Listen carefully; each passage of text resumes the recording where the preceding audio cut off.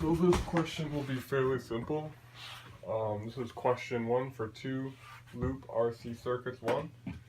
Alright, so you want to find the current that's going through resistor 1 at time equals 0. When they say time equals 0, basically it means like this moment right before the switch is closed right here. So like we have a switch here, it's closed at right before that second, or just think of it the very initial second.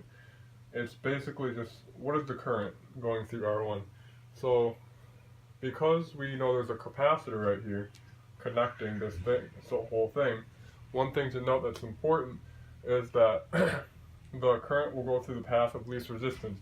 So it has a path, it can choose to go through resistor 2, or it can go through a capacitor right here. And the capacitor will just act as a wire at time equals 0. So it's just going to go through this whole little loop right there. So to do the math, which isn't very much left to do, is add these two resistors in series. So you add R1 plus R4, which will equal your R equivalents.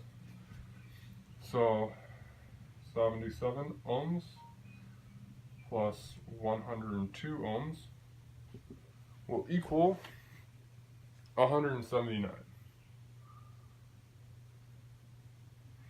So now you know your resistance equivalence. So you just do voltage divided by resistance to get your current. And the other reason you do that is because in series, you know your currents are equivalent. So now you know the voltage is 24 volts. So 24V divided by 179 ohms, and that will be equal to 0.134 amps.